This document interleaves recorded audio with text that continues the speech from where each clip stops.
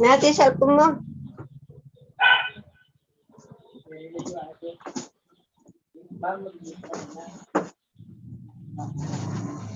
Buleng.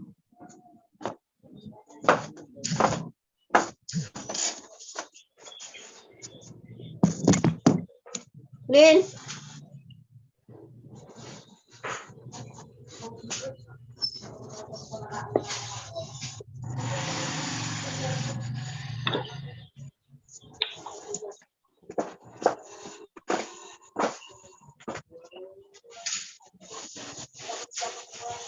Okay, so good evening, my dear friends, and to all our participants.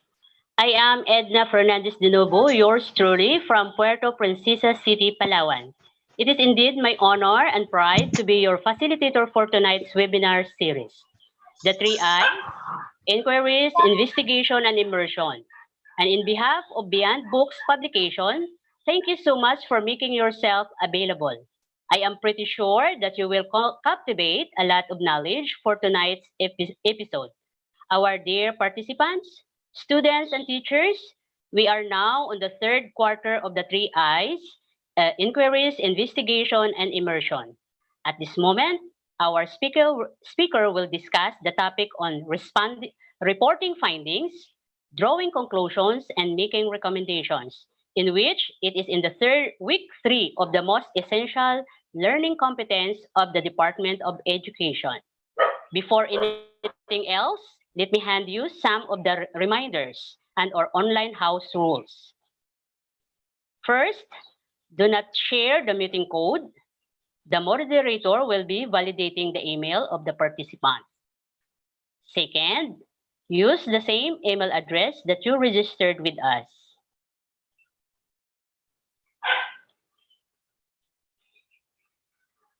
If you will use a different email address, inform us immediately.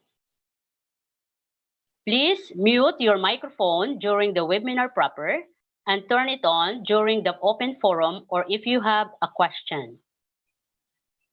Be polite in asking questions. Do not interrupt our resource speaker.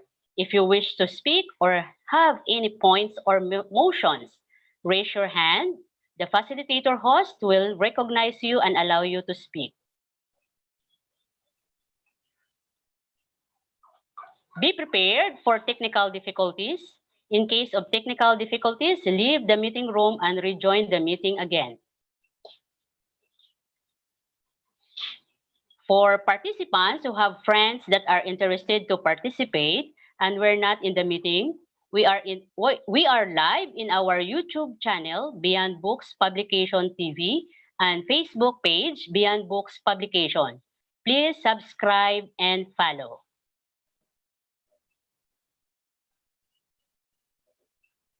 Without further ado, please set your courtesy and deference and join us in the singing of the Makabayan song, followed by a doxology for the supervision of our divine God.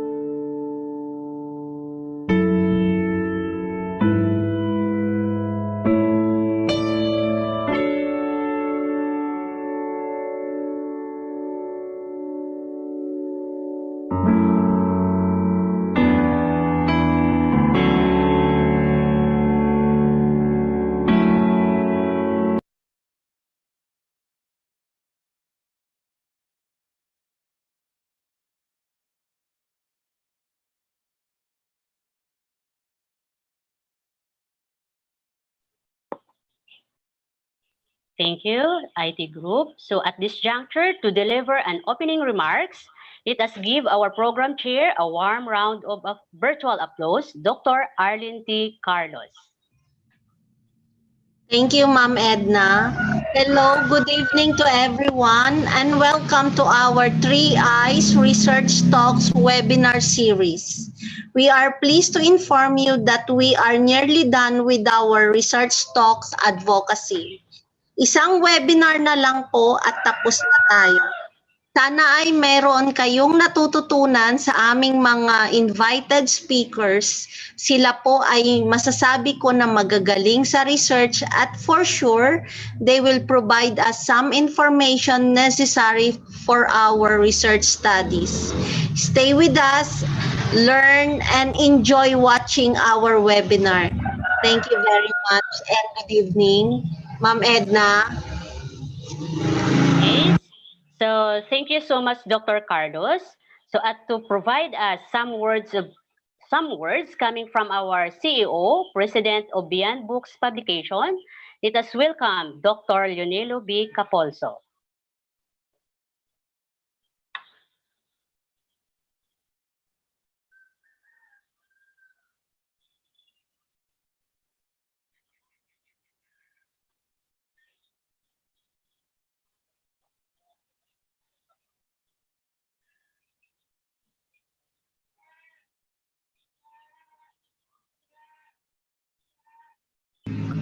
Nandito po ba si Sir Doy ngayon, Ma'am Ed?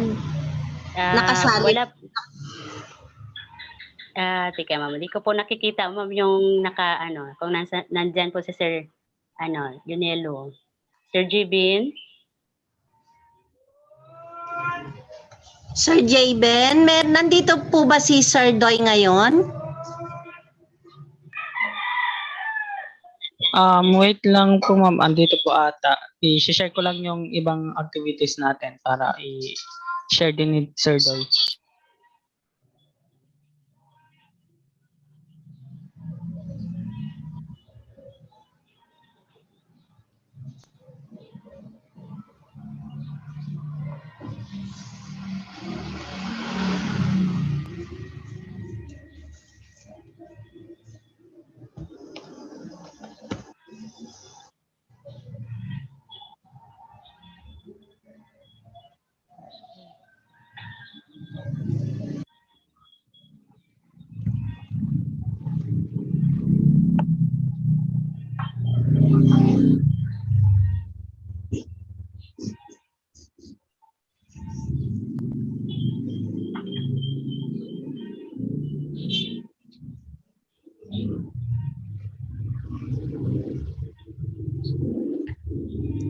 Okay. Sir Jayben, meron ba tayong i-flash na na mga natin sa BBP? Later na lang daw si Sir Doy. So, ako na lang po sasalo kay Sir Doy. Sir Jayben. Yes po, meron po tayo ma'am. I-share ko po ngayon. Okay po. So in behalf of Beyond Books Publication, with our CEO and President here, Sir Leonelo Capulso, I would like to welcome again our viewers.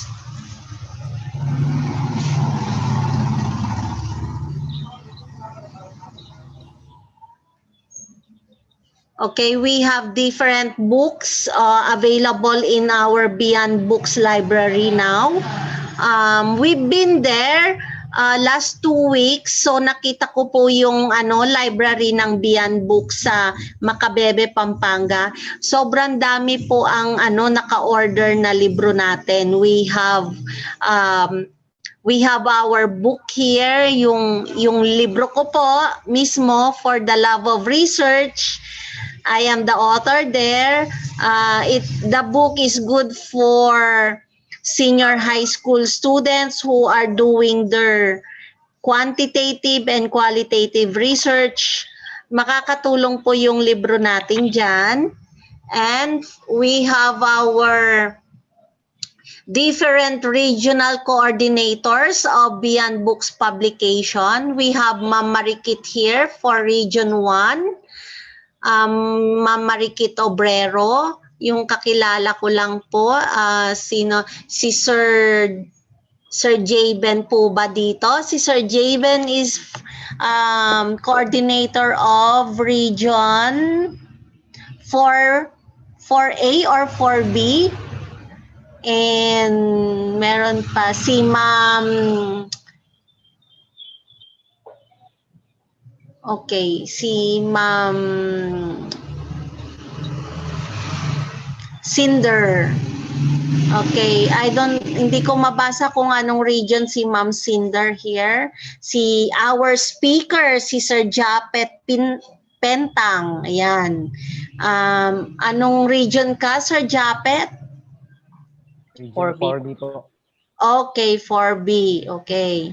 So, other si Sir Sumawang. And for Beyond Books publication, again, we have 3 eyes.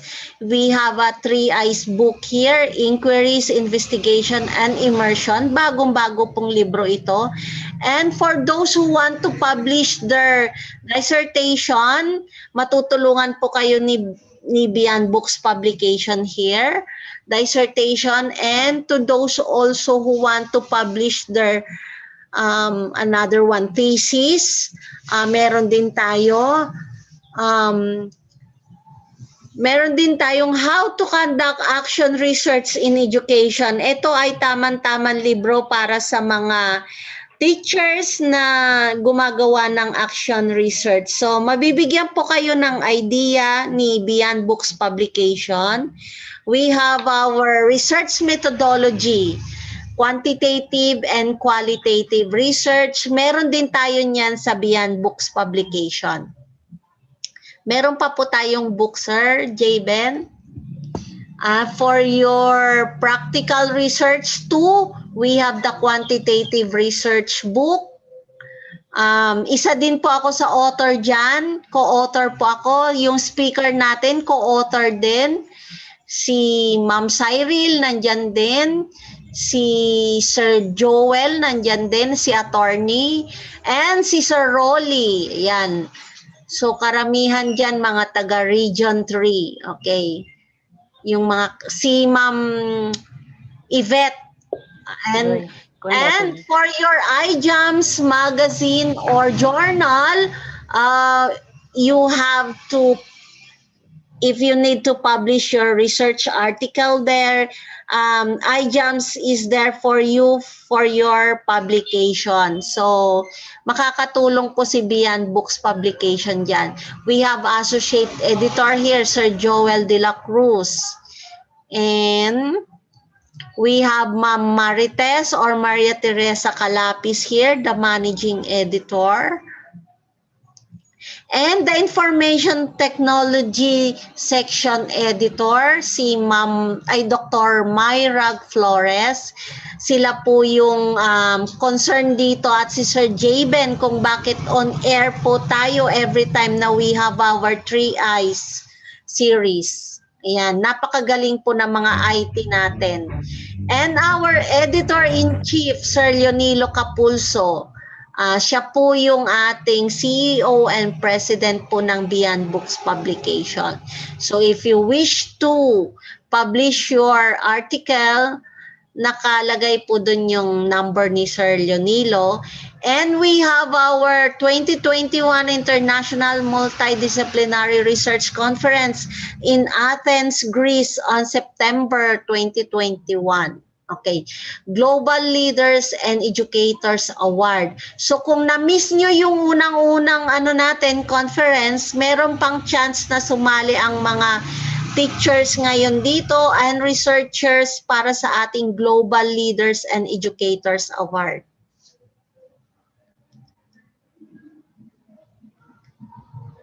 And for sure, sigurado excited nang i-share yung ideas ng ating invited speaker, si Sir Jupeth Pentang.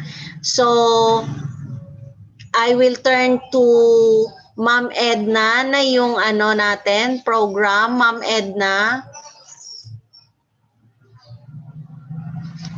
Nakamute po kayo, Ma'am Edna. Okay, so thank you so much, Dr. Carlos, for the announcement and for your message. So, to our dear participants, dear friends, allow me to present our ingenious speaker this evening. So, our resource speaker is a faculty of Western Philippines University College of Education. He completed his Bachelor of Science in Education, major in Mathematics, from Benguet State University last 2014 as a Supreme Student Government Grantee, and finished his Master of Science in Education, major in Mathematics, from Central Luzon State University last 2019 as a DOST Science Education Institute Capacity Building Program in Service and Mathematics Education Scholar. Currently, he is pursuing a Doctor of Philosophy in Education, major in Educational Management from Holy Trinity University. More so, he was a former cadet of the Philippine Military Academy last class 2020. He completed and presently taking up several online courses via Coursera and CourseBank offered by University of California, University of Illinois, Johns Hopkins University, and Development Academy of the Philippines, and among others. A young educator at 26, he handles graduate and undergraduate major and professional education courses on mathematics, assessment of learning, research, and statistics.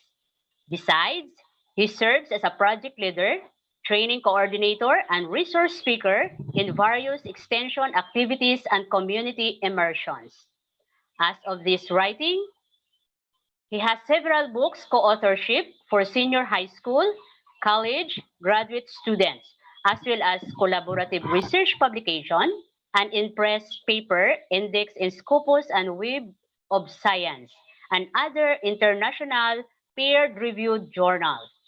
Further, he is a member of the editorial board of several international journals. He is also a recipient of international recognition such as the Global Leaders and Educators Award for Research and Book Author category, EDOC's Icon Award for Best College Instructor in Mathematics, International Conclave and Award for Global Achievement Award, Gawad Ibarra Award for Global Teacher Award and Outstanding Mathematics Educator Award. He is an active member of local and international professional organizations in the field of mathematics, research, and education. Also, he also provides talks and mentorship for elementary and high school students and teachers in his locality. For continual personal development and professional growth, he was able to attend over 100 trainings and workshops and webinars. To discuss the topic on reporting findings, drawing conclusion, and making recommendation, may I introduce to you our resource speaker, an exceptional and reliable individual, a licensed professional teacher, Mr. Jupeth Toriano Pentang. A big warm round of virtual applause to our speaker. Sir Jupeth?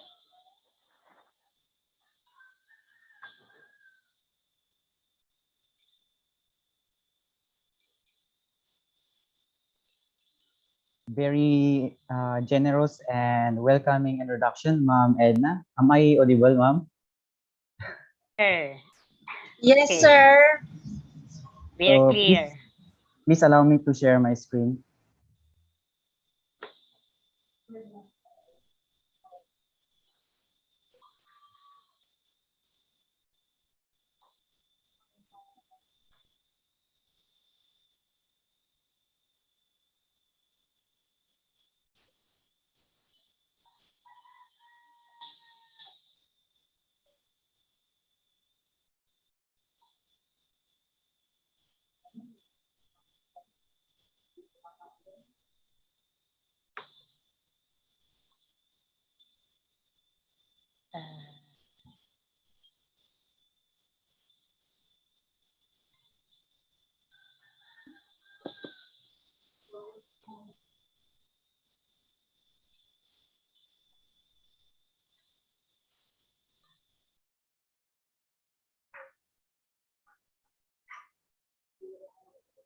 Is now my screen visible po? Yes, sir. Yes po. Yes po, Sir Jupeth. So once again, thank you for Beyond Books Publication for giving me a time to share my experiences and my knowledge regarding reporting findings, drawing conclusions, and making recommendations.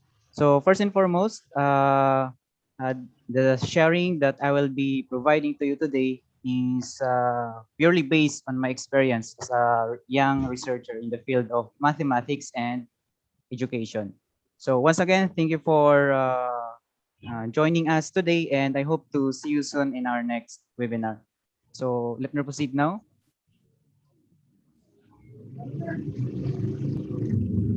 So let me ask first this question to you, especially to our students, our high school, our junior and senior high school students, including our students in the college and graduate level. Since I believe we are joined not only by senior high school friends, students and teachers, but we also have college and graduate school students and professors here. So let me ask you first, how's your paper? If I am your professor and I will be asking this to you, what will be your reaction? It is a like, a heart, a care, something funny, or something surprised? Are you sad or angry? So where are you now in your paper? Are you in the discussion part? Are you now in the conclusion part of your research or study? Or you are now crafting your recommendations? So these three things will be the point of our discussion for this evening. So this is the objectives of these presentations. At the end, I believe that all of us, both teachers, students, educators, and researchers will be able to report findings using PAID, draw conclusions, and make recommendations. So let's proceed. So before I'll discuss these three concepts that are necessary in writing our researches, first, I want to reiterate that we should always check that our findings, our results are consistent with the research questions and methods that we first proposed before we conducted any study or before we conducted any research.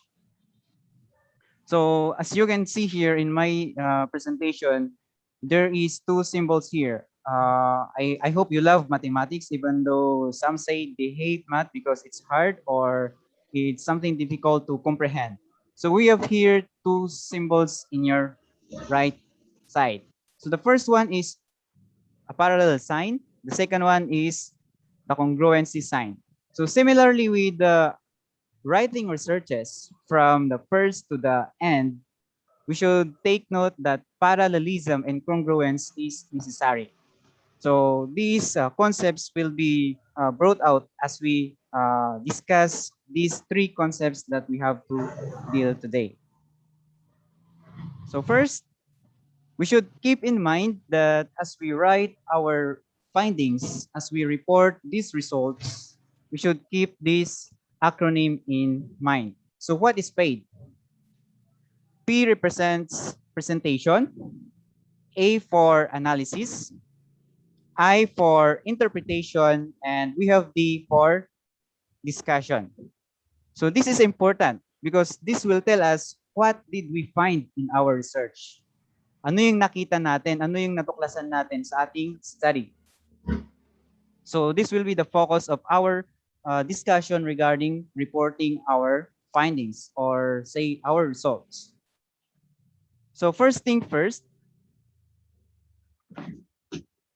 present the data you gathered. So the data must be relevant to the research questions. This is the thing that I am introducing a while ago regarding parallelism and congruency. So we should take note that before we present or before we report any findings from our data gathering, from the things that we have done, we should go back.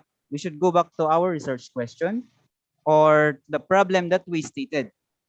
So before we write things or before we report things, we should clearly go back to these research questions so that we will be able to write findings that are relevant.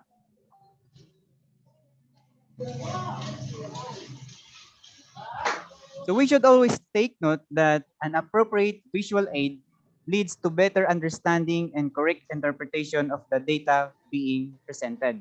Usually, before we discuss any of the findings that we have, we should first present what are the data that we have gathered. So there's a lot of visual aids that we can use to present appropriately the data that we have gathered.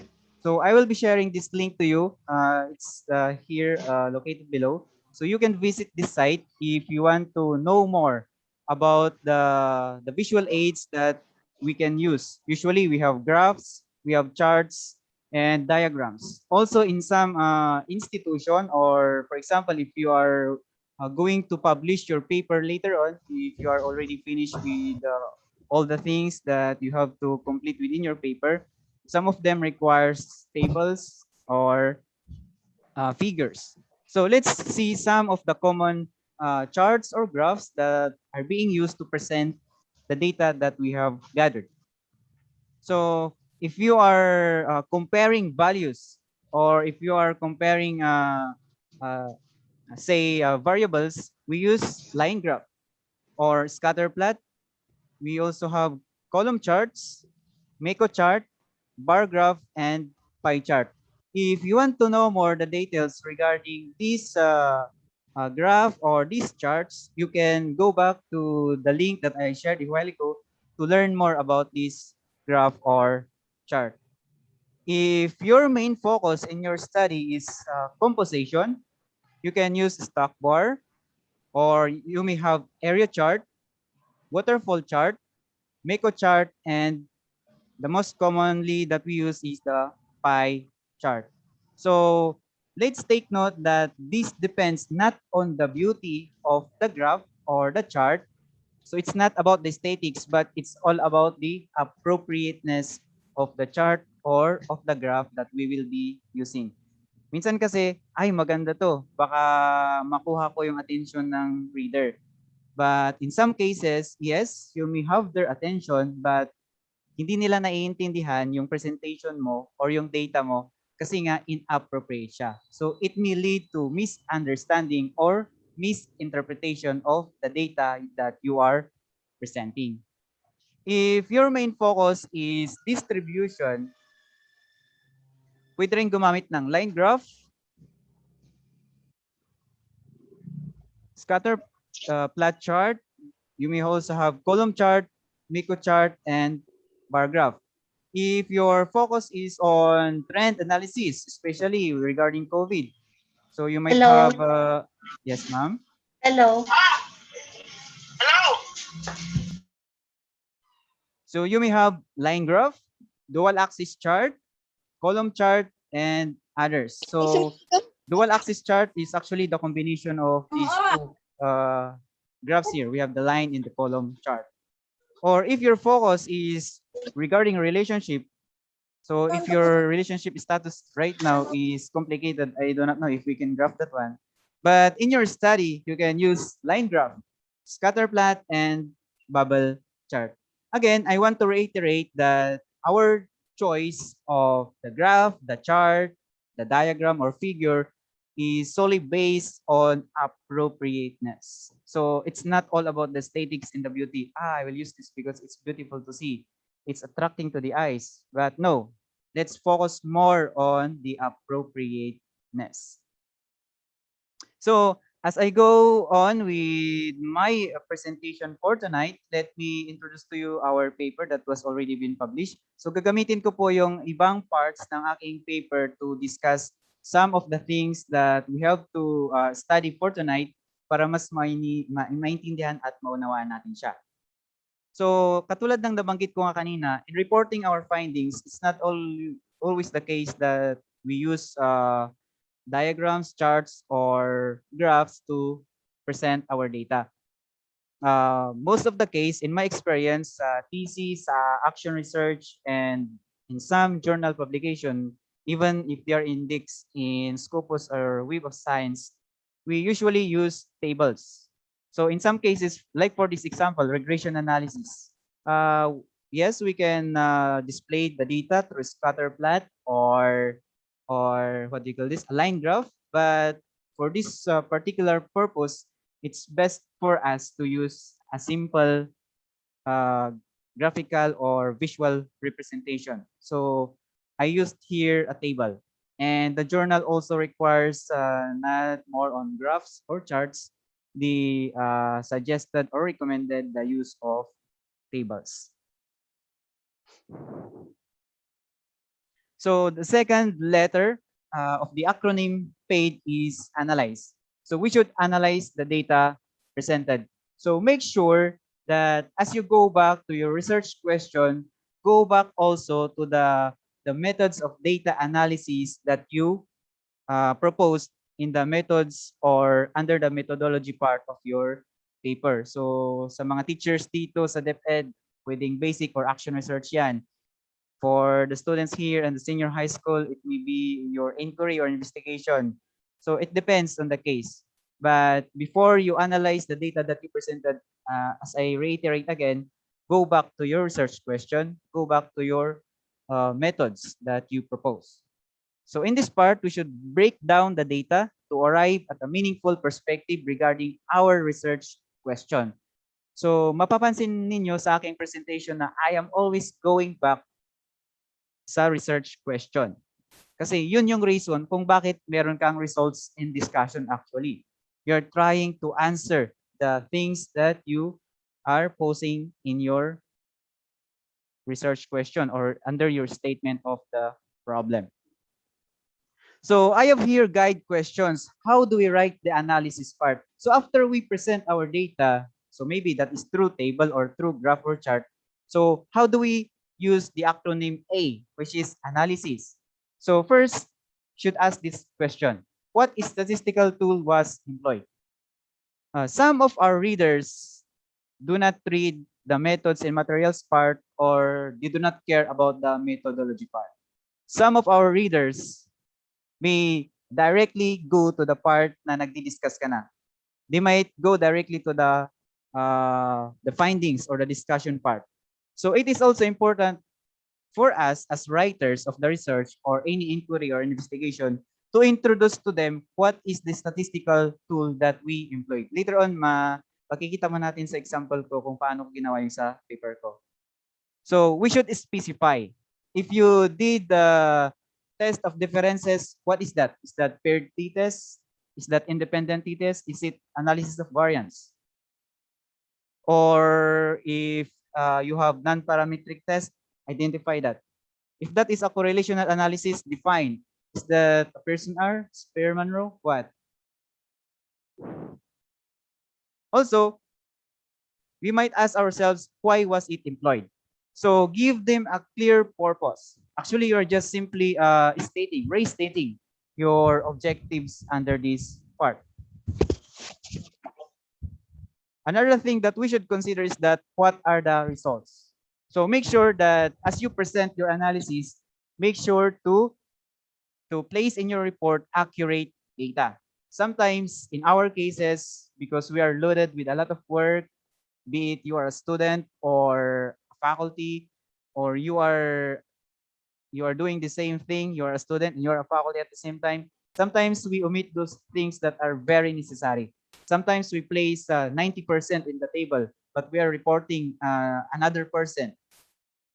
Sometimes we are saying there that the mean is 3.56, but in our table it's different. So we make sure that we check those things before we proceed with the another part of our paper. So we should write down the complete details of our analysis. To give you an example, let us see my report regarding my paper.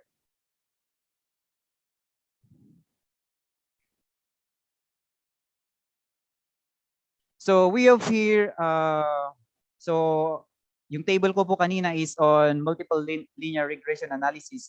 I hope that this was discussed before regarding statistical analysis. If you want to know more about this, you may seek help naman from your colleagues. If you are already employed, for the students here, you may ask help from your professors or teachers. And you can also ask from Beyond Books publication if you have things or concerns regarding statistics and research. We are happy to help you. So first part, we have here multiple linear regression analysis was used to determine the predictors of blah, blah, blah, and blah, blah, blah. So first thing first, you introduce to them the analysis that you use. I mean, the statistical tool that you use. And secondly, just as what I've said a while ago, we should identify the clear purpose why we are using that and then discuss the result. So we have here was used to determine the predictors of the prospective elementary teachers' problem solving performance based on, and we have here my variables and so on and so forth. So complete details. We need to report complete details. So as we report our findings, we should act as a newscaster. And we know that the one etiquette of a newscaster, they should provide us the information that are relevant. Aside from that, they should provide reports or information that are really true. So same true with us as researchers, we should not only report accurate data, but of course, we should consider completeness. So in the first part here, report what is statistical tool. Second, why you use that, why did you use that, or why did you employ that. Second thing, you discuss everything now. So actually, this is the things that are presented a while ago in the table. So the next acronym that we have in PAID is interpretation. So we should interpret the result of the analysis. So you might be asking right now yourself, or you might be telling me now, dami naman palang process. Bakit pag nagsusulat kami, diretso agad? The data infers that, or this result implies that, yes, that's considerable, but for me, in my experience kasi, PAID is very useful. So first, we present the data. Second, we present the analysis. And of course, we have now the interpretation. So interpret the result of the analysis. The data presented in analysis made are reviewed to arrive at an informed discussion and conclusion. So this will bridge the gap now between your findings to your discussion and what's next? Your conclusion.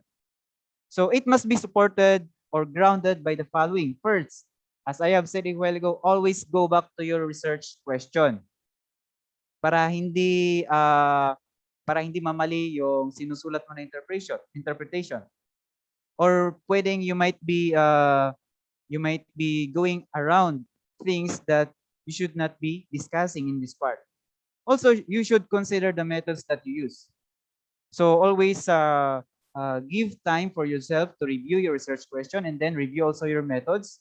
And then lastly, and more importantly, the data gathered. The data gathered are the data gathered.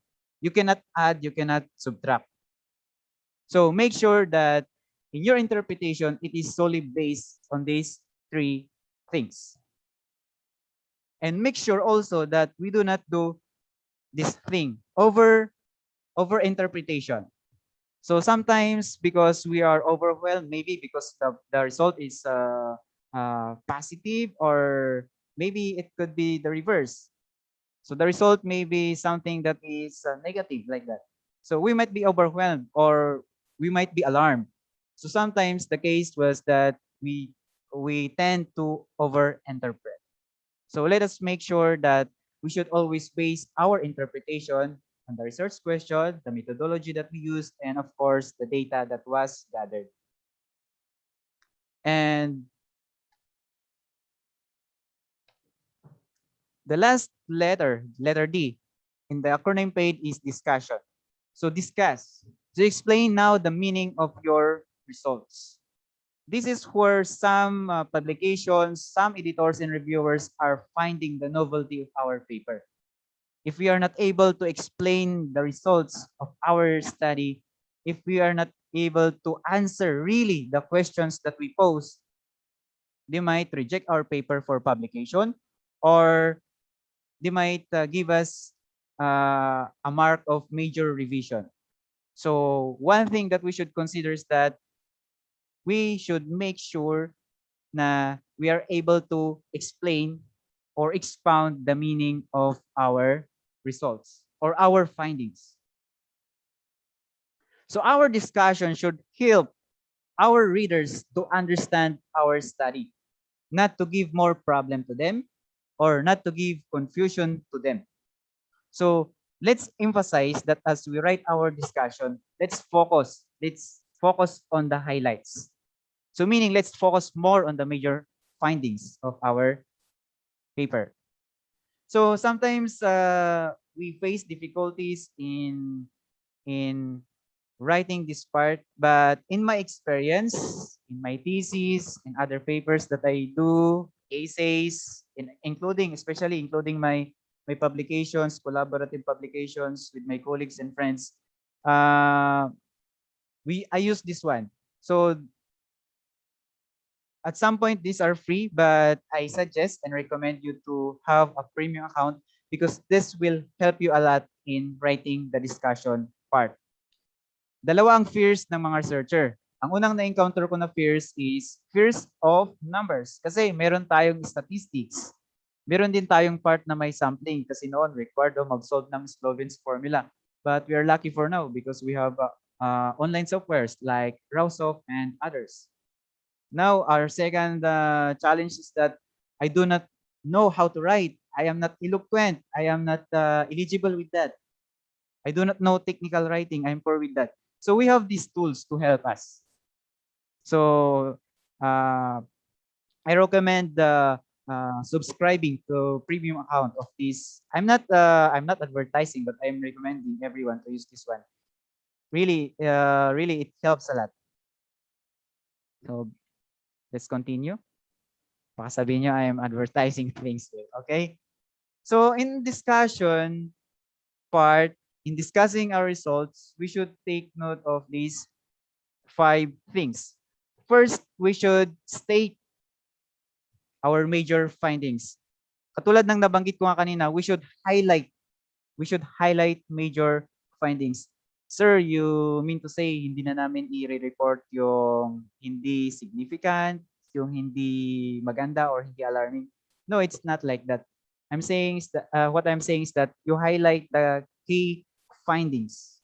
So you report everything, but make sure to highlight the key findings of your study, of your research or entry. Second thing, make sure to explain its meaning and why is it important.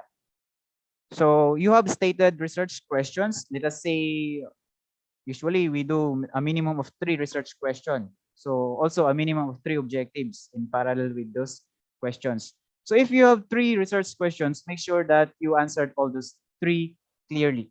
When I say clearly, you are able to expound it. You're able to explain what does it infer, what does it imply, or what generalization could you get from that. Third, the thing is that we need to relate our study, our inquiry to other studies, but make sure it is a similar study. So in your discussion part, you may argue with them or you may agree with their results. So isa rin po yan na hinahanap actually if you will be submitting your paper, say a thesis, an action research, or a terminal report, or sa higher level for presentation sa conference or publication, usually they are finding for this one. One thing that I experienced in my first paper publication was that you try to see literatures or related studies that will argue with your study. That was the major consideration that they recommended me. So I focus more on similarities or on things that I can agree with. But the main recommendation was that I should look on things also that will argue my result. Fourth, consider alternative explanation. So sometimes we are grounded by our research question or objective. We can go out of that. So pag wala tayong maisip minsan, it's better for us to to secure help from our colleagues, from our friends, and from individuals we know that are literate pagdating sa research. And if they are not available, we have the internet. You can search through some reputable resources. We have a lot. We have a lot. And lastly, this is the thing that some papers are rejected for paper publication. Of course, I'm into publication na yung discussion ko kasi sayang naman yung paper natin kung pinagpuyatan mo yan, pinaghirapan mo, you invested a lot of money in even a lot of resources, you sacrifice other things because of that, you should publish that after completing that study. And one thing that we always consider is that where is the novelty? Where or what is the clinical relevance of your paper? First and foremost, of course, to your practice. So if you're in the field of education, I believe most of us here in the field of education and social sciences. So what is the relevance of that? For example, to the Department of Education, to the Commission on Higher Education, or to your particular school. Or let's go back, particularly to our respondents, to your students, to your fellow teachers, to school heads, to parents, to the community. So you should establish that one. Aside from number 2 that we are trying to explain its meaning or its importance, we should also clarify this thing, number 5. And I believe that if we are able to follow these things, hindi naman siguro 100%, no? But if you are able to follow all these things, maybe majority of these things, I believe that your paper will be accepted in journal publication. So this is the thing that I presented a while ago. So this was the part under analysis part. And for my interpretation, I made it short. Kasi pag nag-publish ka, there's a required word count and I exceeded almost 10,000 and they required me only 6,000 words. So I made my interpretation simple. So with all of these things that I have stated, so I presented here what is the statistical tool that I've used, so why did I use that, and of course the details, and I have here my interpretation. And the discussion part goes in here. So that's how we present our paper. In my practice, personal practice, also I encourage my students and colleagues to do this one, to use the PAID acronym. So first and foremost, we present the data, be it nominal, ordinal, ratio, or interval, just present your data. Especially if that is relevant to your research questions. Present them properly and accurately, and use appropriate visuals to present them. And then after that, you analyze what you have presented, then write your interpretation regarding that. Make sure not to overdo it, and then discuss.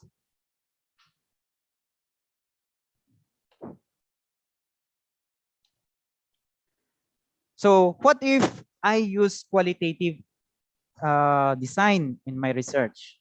So I'm sorry for my PowerPoint presentation. I think it's not clear on your end. But this is the thing that I want to present here right now. In writing qualitative findings, we have different formats. But in my paper, I use content data analysis. I will not discuss more on that because it's a different topic. But let me focus on how I write my qualitative study. Because in one paper, I use mixed method. First, I did quantitative study and then qualitative. So I have here qualitative data. So I cannot present this through graph. I cannot present this through table or any diagram. So I use a narrative way or textual presentation of my finding. So first, the one in color green is my presentation. I presented my data. So I have here prospective elementary teachers who preferred to teach mathematics showed adequacy in understanding the text skill. I think on your end also, you cannot quantify this one, and you cannot put this one into a diagram, table, or chart or any graph. The words or the sentence end in blue is letter A, my analysis regarding my color green. So this implies that these prospective elementary teachers have read the problem carefully and were able to identify the situation to be solved. The one in pink is my interpretation. Accordingly, the future teacher's satisfactory performance is attributed to their adequate understanding of the problem text. Actually, naka-shortcut na po siya kasi for publication na to. But if you're going to look into the whole paper, mas makapal pa yung naka-highlight na yan. And then, the one in red or in orange, so that is my discussion part. Yan. So that's how we do it if we have qualitative data or qualitative finding. If you really want to know more, you can search. Actually, a lot of paper are available online.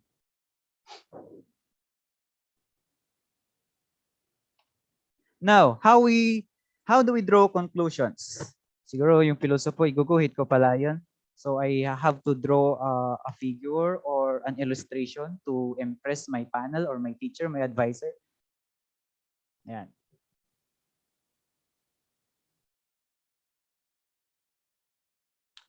The letter C here are conclusions. First thing first, conclusions are not simply a summary of the findings, or it is not simply a summary of the research conducted. So we should take note that, for example, in the Germanic format, especially in the thesis or dissertation, we have this summary part before the conclusion and recommendation. So separate summary from conclusion, it's different.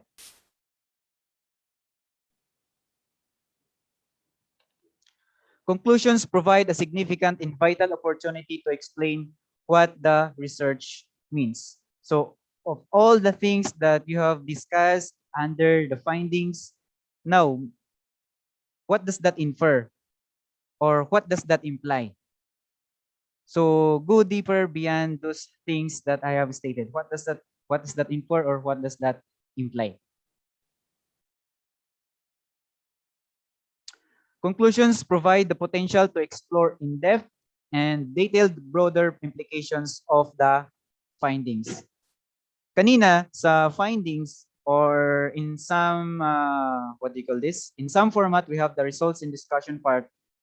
It is more focused on the research question, on the methodology, and on the data that was gathered and was analyzed. For the conclusion part, you go broader. So mas lumalawak yung sakop mo ngayon sa conclusion. But I want to reiterate that sometimes do not overdo also your conclusion. So, for example, I have out of a population of 900, I studied only nine individuals because I conducted qualitative inquiry or I employed the interview to them. So I cannot conclude that all of the students in Pentang National High School, for example, are poor in mathematics. So I cannot conclude that way because something bias. Because I interviewed only 9 individuals out of 900 population. So make sure that as you go broader, as you go deeper with your conclusions, make sure that they are not biased. So make sure to think again before you write your conclusions. Also, as you end your conclusion, make sure to state the limitations of your research. So you remember before that, before you conducted any study, you have your scope and delimitation, right? Now that you are nearly finished, remember to inculcate those things, not merely the whole scope or limitation part, but a summary. So try to connect that limitation to your findings and you add that under the conclusion. And lastly, it must adhere to the principles of participatory research. Always remember that not all readers are in the field of education. For example, if we are focusing more in the field of pedagogy, for example. For example, in my case, I am writing researches on mathematics education. I must expect na some of my readers are not on that field. So always consider all forms of readers when writing your conclusion.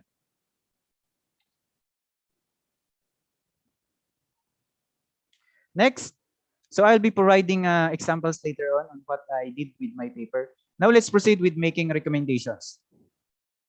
So recommendations must be solely based on the findings reported and of course to the conclusions drawn.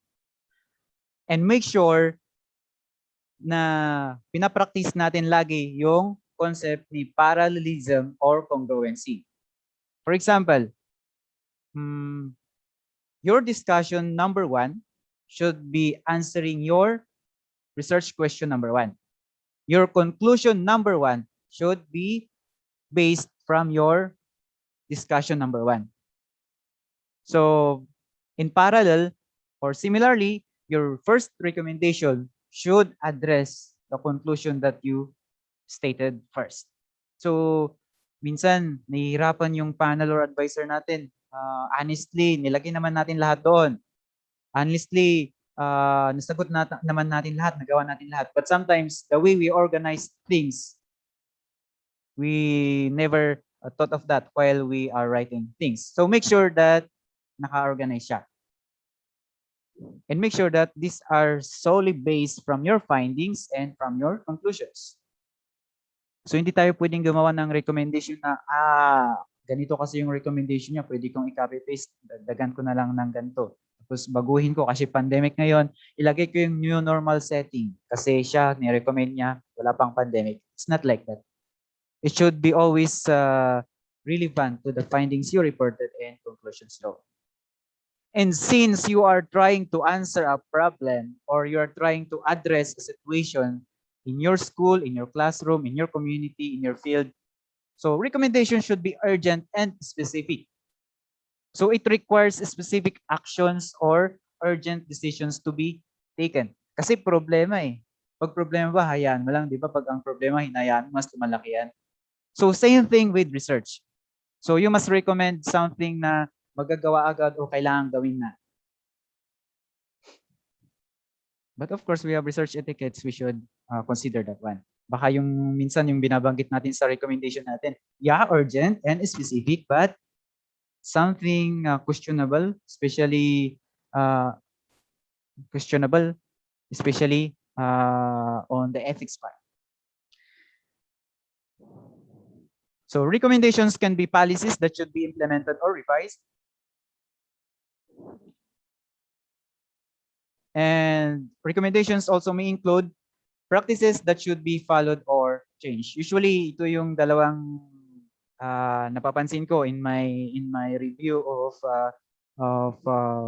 my papers and the papers of my friends, of my classmates, of my colleagues. Ito yung laging nakikita ko. To the curriculum developers to implement policies, to the Department of blah, blah, blah, to include these practices in their ganito, ganyan. And make sure that it will give light also to future researches. So dito mo i-relate ngayon yung conclusion mo kanina na may mga limitations yung study mo. May mga bagay na hindi ka nagawa or yung ginawa mo is hanggang doon lang. So make sure to include that in your recommendation. So give light to future researches. So maybe you were not able to include a large sample, or maybe your study is qualitative and it requires another study which initiates quantitative design, or maybe you employed quantitative study in your research, but now you're trying to clarify the results through qualitative one. So mga ganon. Or maybe you were not able to add other variables. So nakafocus ka lang sa socio-demographic profile. And now you're trying to convince other researchers or future undertakings to add academic profile and other factors that may ganito, ganyan. So let me share to you my paper. So minsan kasi in some journal publication, pinagsasama si conclusion at recommendation. Since yun ang format ng journal, I just followed. But usually in our report, especially sa thesis, mapa sa senior high yan, sa undergrad or sa graduate, or sa any other reports or inquiry that we're doing, we usually separate these two parts. We separate conclusion from recommendation. So the one highlighted in yellow is my conclusion and the one not highlighted is my recommendation. So ginawa ko lang siyang simple. Maliban na may word count kasi yung journal, ginawa ko na lang something hindi nag-appear na sa Philippines, something ganon or what. So there are some considerations that we set also as we write our conclusions and recommendations. So I have here, sabi ko dito, since a high level of anxiety and low self-efficacy with mathematics and teaching mathematics can be caused by numerous factors associated with mathematics, teacher education institutions and mathematics teacher educators are recommended to implement programs and activities to boost confidence and positive beliefs in this blah, blah, blah, blah, blah, blah. But in my paper, may karugtong pa yan. Especially I specified what kind of programs or projects that we need to consider to improve their mathematical performance and problem solving skills. Kasi yun yung focus ng study ko. So you have there, I think I can share my presentation with you for us not to take a long time since the time allotted to me is I think 1 hour, 40 minutes to 1 hour. So you can read, you can go over the presentations that I have here. So yan. And lastly, ito yung sinasabi ko kanina that we should also give recommendations for future undertaking. Nilagay ko lahat dyan kasi in my study before, I was not able to include them. And also, I was not able to include these variables that I think that are necessary to be considered. Especially my study focused on predictors of performance. So I believe it's not only the socio-demographic profile that may predict their performance, the performance of my respondents. So I suggested these things. Pag wala pang nakagawa, I might be doing this later. Yan. So pag wala pa kayong topic, tapos nag-iisip kayo ng topic for your research, for your thesis, dissertation, action research, or any inquiry or investigation, in any level, you may use this one.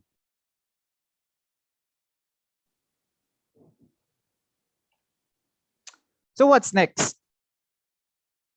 You did your report, you reported your findings, you discussed your results, you have your conclusions, you already made your recommendations. So what's next?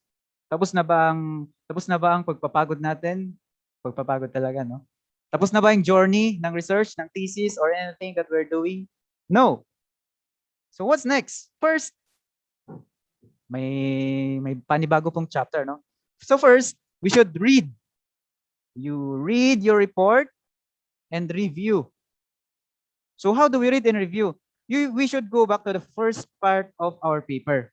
Do not review starting from the reported findings. Do not start with the conclusions drawn. Do not start with the recommendations you made. Go back to the first part, to the first sentence, to the first word of your paper.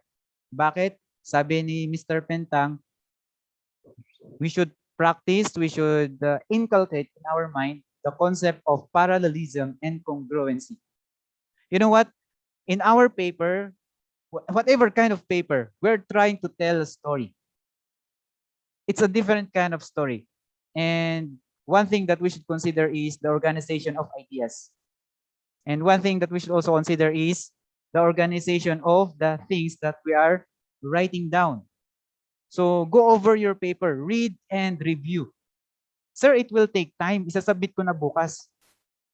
Edi start reading right now. I'm sure tapos ka 6:00 ng umaga bukas. So pwede mo lang i-print. Since wala namang face-to-face interaction, you may send online, right? Yan. Bakit kailangan mong basahin? Bakit kailangan mong aralin? Kasi I am sure, kahit 1% sure na may something na omit ka doon, may something wrong grammar or something other details like the accuracy na tinutukoy ko kanina. So to give an excellent report to your teacher, to your advisor, to your panel, or to the journal that you are applying for publication for, should read and review. Marami pa yan, may 4 pa. Ano yung pangalawa? Restructure or revise. Kung sa feeling mo hindi katanggap-tanggap sa'yo, ibig sabihin baka sa iba hindi rin yung katanggap-tanggap. I am not saying na babaan natin yung confidence or believe natin sa sarili, but sabi ko nga kanina, participatory research yung ginagawa natin. Expect na we are not only the readers. It's not only our family or friends that will read our paper. May ibang tao, may ibang galing sa, for example, galing sa ibang field o galing sa ibang bansa. We should make sure na mas maunawaan nila yan. That's why we need to restructure. If you need to revise, then revise. Bago ipa-revise sa'yo ng panel mo yan, revise mo na. Kung alam mo lang din na may kulang or may something na dapat ayusin sa paper mo. And kung tapos ka na sa part na yan, do a proofreading again. So it takes a reader to be a researcher and vice versa. Kung nagbabasa ka, mag-research ka. Kung nagre-research ka, magbasa ka. So always proofread. Sir, nakakatamad na, masakit na sa mata. Okay lang yan. Then you maybe print your paper so that you're not always facing your laptop, desktop, or your phone. So you may use printed ones. Actually, in my experience, I just recommend this. Mahirap magbasa sa laptop or sa any gadget. Masakit sa mata. So you may print those things. At in my experience, mas nakikita ko yung mali pag naka-print out siya.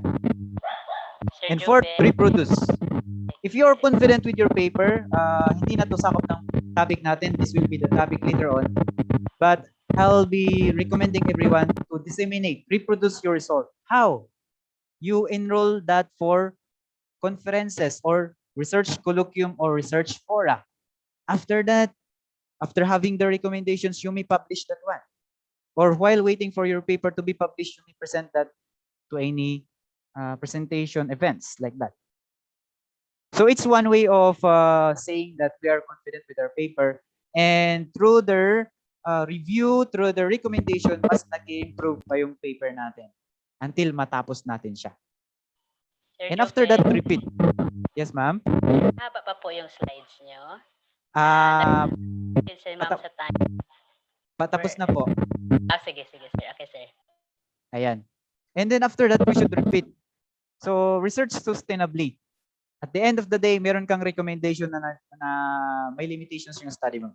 So, better to continually do your research. So, that's it.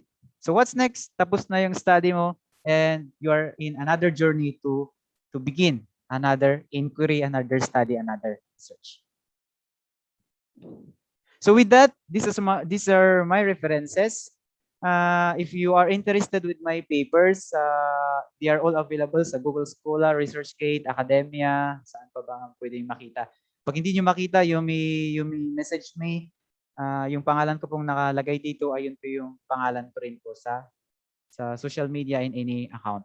So, before I end, and I say my thanks to everyone for listening and for being with me for almost an hour. So, this is my words for tonight. Let us embrace the culture of research.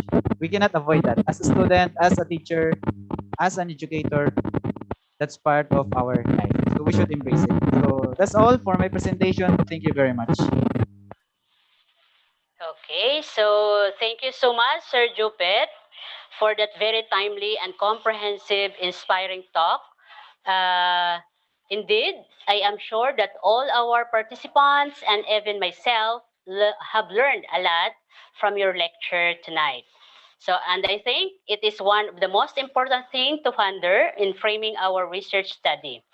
So your discussion was very extensive. Without a doubt, the information conveyed will be of great help, which is ready to lend an indicator in our studies. You really deserve a virtual applause, Sir Jupeth.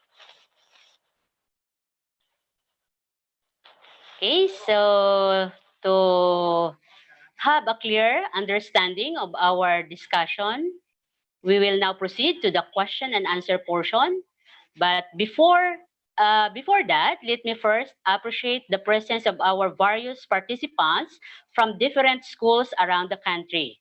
So we have participants from Cebu City, Elementary School, City of San Fernando, Region, DepEd Region 7, Santa Rosa City, Laguna, Arakan, North Cotabato, Linapakan District, Palawan, from Nara, Palawan, Mangantarim District 2, Pangasinan, from Western Philippines University, Puerto Princesa Campus, from Palawan State University, San Rafael Campus, from Region 10, from Agutaya, Palawan, from San Matias National High School, and to all the participants in the YouTube channel and the FB Lives, thank you so much for your attendance for tonight's webinar. So to start with the question and answer portion, you can tap the raise hand and be acknowledged. Unmute your microphone and you can ask our speaker.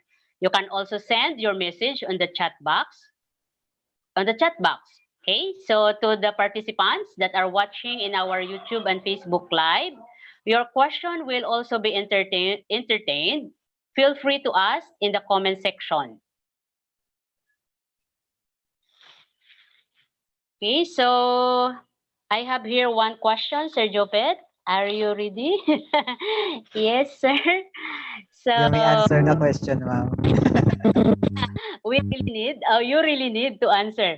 So I don't know if this is a question from Sir Cyril de la Fuente, yung may sinabi siya doon sa comment box na it's corroboration.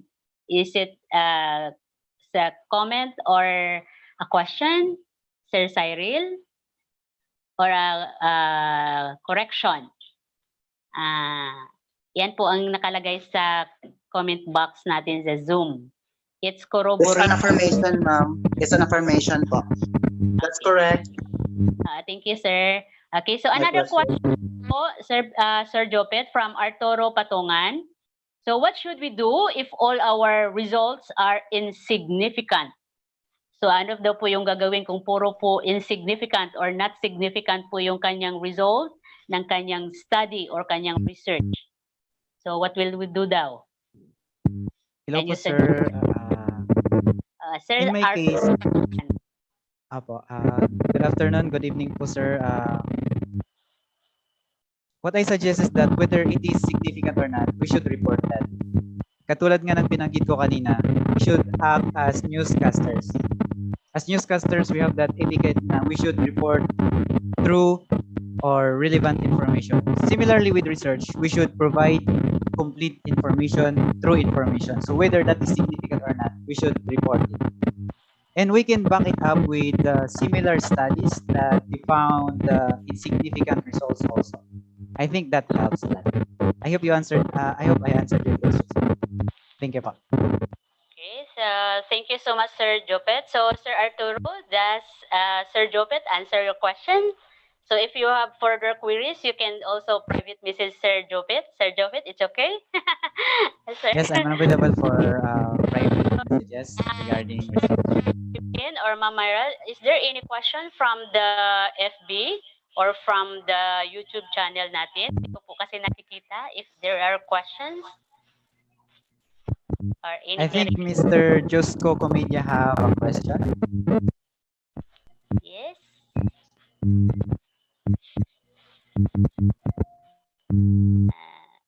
Sir Jopet. Hello, sir. Good evening, sir. Yeah, good evening too. Sir, I have a question. In reporting the findings, how to convince the readers to read it all? And can you give a tips on how to make a passage about it? Hello, sir. Yeah, I heard your question. So thank you for that. First and foremost, use the acronym page. So present it, you present the analysis, interpretation, and the discussion.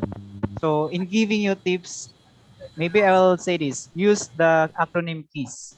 Keep it short and simple, but make sure that the relevance is still there. So as I have said a while ago, we are storytellers here. We are trying to convey our readers regarding our research. So in order for us to encourage them to read our passages or to read our reports, let's keep it short and simple because too long reports will make them bored. So make sure that it is short, but still the relevance is maintained. Thank you for that. Okay, sir. Thank you very much.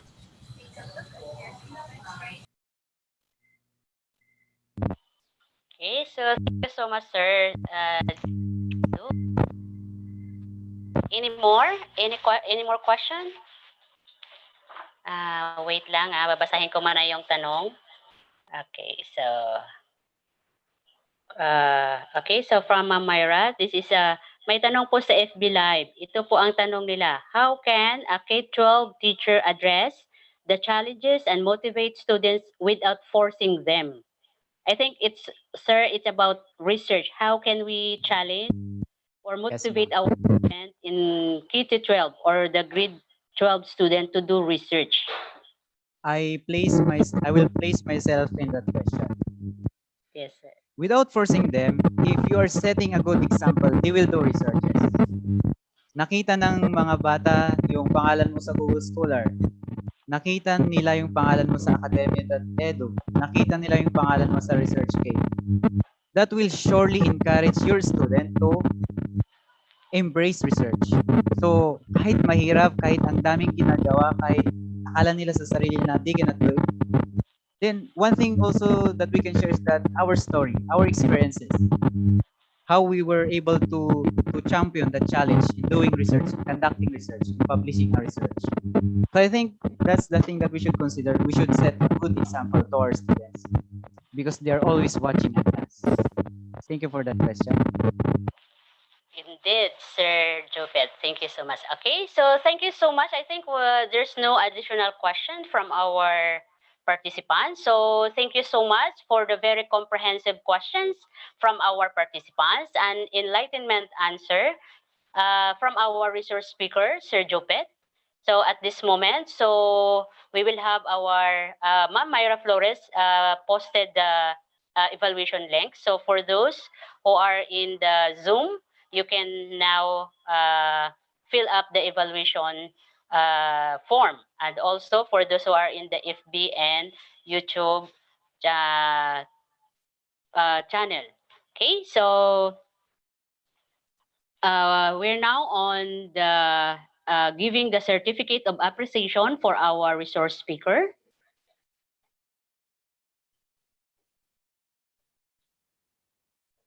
Okay, so I will read the citation. So, Beyond Books Publication, present the certificate of recognition to Sir Jupeth T. Pentang for being the resource speaker during the Beyond Books Publication research talks for 3 I's, inquiries, investigation, and immersion, with the topic reporting findings, growing conclusions, making recommendation via Zoom. Given this 5th day of May 2021, signed by Leonelo D. Capulso, CEO and President of Beyond Books Publication. Congratulations and thank you so much, Sir Jupeth.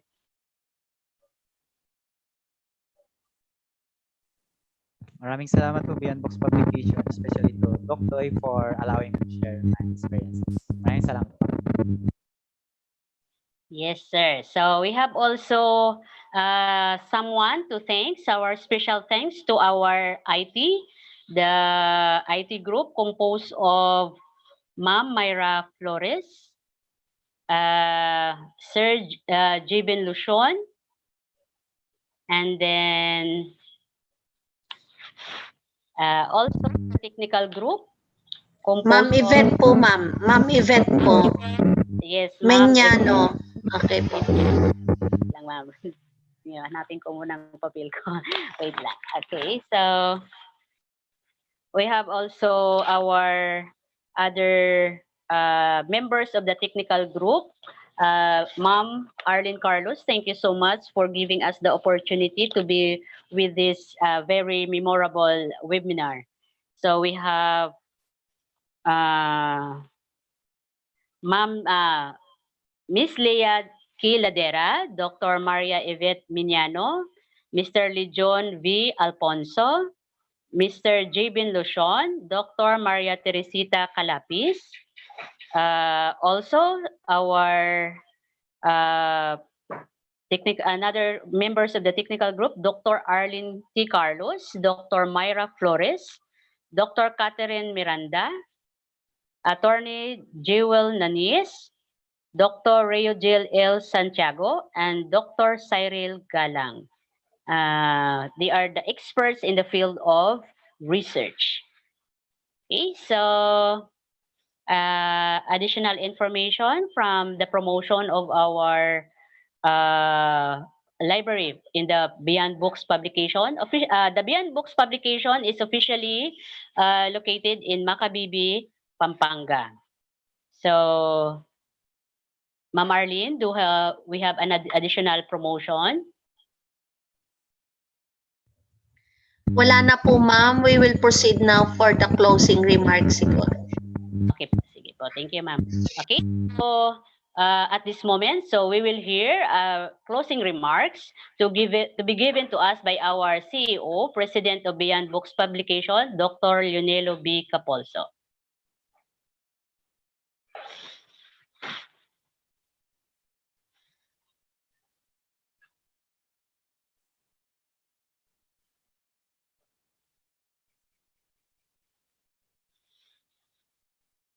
Sir Leonelo?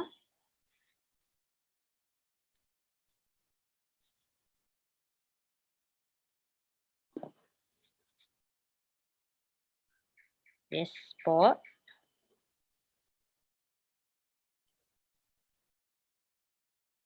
Okay, so while waiting for Sir Leonelos, he has something to, he posted on our chat box. So this is an invitation. So join us in our International Research Conference in Athens, Greece, and Global Leaders and Educators Award 2021. So did you miss the just concluded 2021 BPP IMRC GLEA? Join us in Athens, Greece this September 2021. So there is a registration form. So those who are interested, you can fill up the form. So, or you may also call 0933-556-4886, or you can email Beyond Books, Beyond Books Publication 2018 at gmail.com. So please see new categories related to COVID, resiliency, advocacy, and the role of educational stakeholders. So, yun po. So, again, so Ma'am Arlene, so can we have the closing remarks?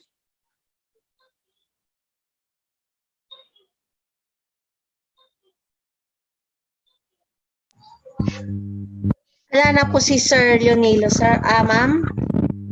Uh, hindi po siya ma'am, pero hindi siya naka-on yung mic niya. Okay. So, in behalf of our CEO and President of Beyond Books Publication, thank you very much for bearing with us, dear viewers. And we are expecting you again for our last session of our 3 I's, investigation, inquiry, and immersion. So, next May 12, 2021 will be our last episode of our Research Talk series. Sana lahat po ng viewers po natin na nakasali po ngayon dito ay makakadalupuli kayo for our last part of our research talk. And that will be the last part of your research study also.